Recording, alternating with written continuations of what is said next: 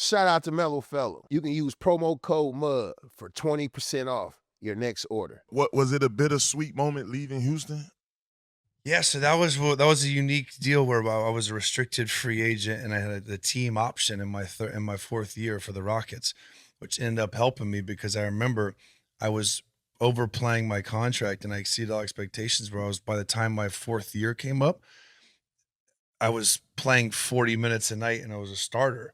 And so it was like, okay, how do we extend this guy? And I remember this is when then I hired Dan Fagan, who, rest in peace, he was a great go of, yeah, there's agents that get you paid, Dan Fagan gets you overpaid. Mm-hmm. And that was when I just had my career. I had a great year. And I remember it was the gooniest thing ever, dude. This guy, we had just got Dwight Howard. And if you remember, I was like a big part of that, recruiting him and getting him to Houston. And the following summer, I had a team option. And I remember we're in the room and Dan Fagan's basically saying like, hey, if you want Dwight Howard to sign long-term deal, you're not picking up Chandler's team option, and you can extend him or you can let him become a restricted free agent. And I'm like sitting there like damn, this is crazy. They didn't pick it up. And so they literally didn't pick it up. And that summer I played great. I became a restricted free agent. And that's when, Mark Cuban comes in, he offers me a max deal. This other, I think Orlando offered me a big deal. And it was restricted, and he put in like a no trade. Like I had like the craziest kickers and like player option in my year. Yeah, for the viewers, let them know like them incentives in your contract to where you gotta. There was incentives in my contract where they were very player friendly, to where I had the option to get out of the contract a year early. I had the option to get even more of a raise if I get traded.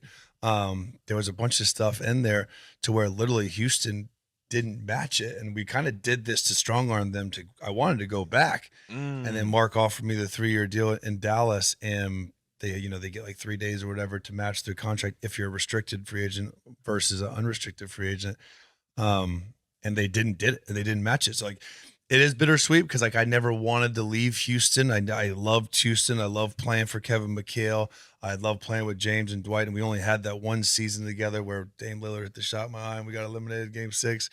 But like, yeah, but now this was the biggest raise in the history of the NBA too. Back in the day, I went from like making $700,000 to $15 million a year. So I'm like, bankroll, bittersweet, but it's like, come on, these guys believe me enough to pay me. You guys didn't match it. Like, I'm out. Like at the end of the day, it's a business. Business of basketball. Business. So it hit you early then. Yeah, so that was my first free agency, and again, this was the ball was in their court, and as a player, like I did everything they asked. I was a 2nd-round pick.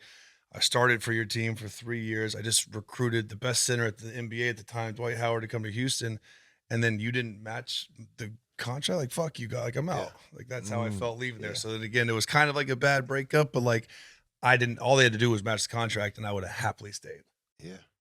That would have been a powerhouse too. Then, I mean, with James Harden, stardom, him coming, into the Western Conference Finals that next year.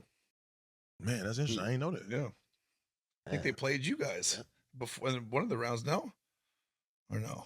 No, we never caught them. That was when you were wrestling with Griffin and the Clippers. Yeah, it was tough back then. Yeah. So then I go to Dallas. That's what I'm saying. He one of the coolest owners, everybody say. Yeah. What's to him? Bro, I met Mark Cuban All-Star Weekend in Houston where we went to a party. We got so fucked up. Afterwards, we went back to my place and everyone surrounded us and we wrestled. This is while I was on the Rockets. Yes. We literally went to my apartment afterwards. Picture a room like this and we just wrestled right there. And that's how I met him. And like I just became cool with that. And obviously like I was always interested in like business, and he was the shark. Like he was the man. He was this famous kind of cool owner. He liked the same shit I like to do in the off season. Like he was my guy. And so I developed this relationship with him early. He was very close with Dan Fagan, my agent at the time. So yeah, I went in there, not only leaving, bittersweet to leave Houston, but now I'm going to play for Dallas, who my boy is the owner. My fucking hero, role model, Dirk, is my teammate. Like this is the best situation ever. Yeah, you running into the great situation. And they organization, man. I'm saying just seeing it from top tier, coming a visitor, top tier. It looked looks Oh yeah, amazing. 100%. Like Rick Carlisle, they had just won the chip in 2011, and he's a great coach. You see all these numbers offensively, a lot of pick and roll, a lot of threes, and it's exactly like was kind of my game. So like it was the perfect storm going in there, close to Houston. It's like it's right there. It's in the same state, no state taxes. Like there was a lot of perks going there. And again, now you got Mark Cuban on your side too, who's your boy and like who'll take care of you post career, business, etc. So it was awesome. And I was obsessed with Dirk. Like I remember I have a yearbook picture wearing Dirk's jersey. And then here we go, fast forward 15 years later, he's my teammate. That was awesome. And those were great times. We had good good teams too. And that's kind of when the injuries started happening. That's where I had my first knee surgery and kind of domino effect from there. But it was a 3-year deal. I ended up only playing there for 2 years, but those 2 years were, great relationships were.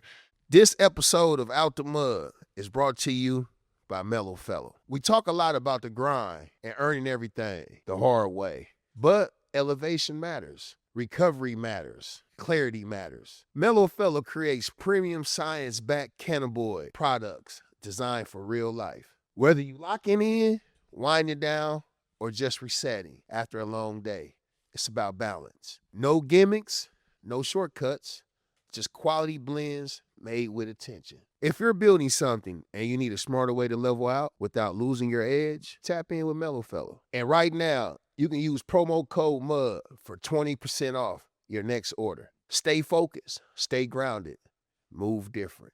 Shout out to Mellow Fellow.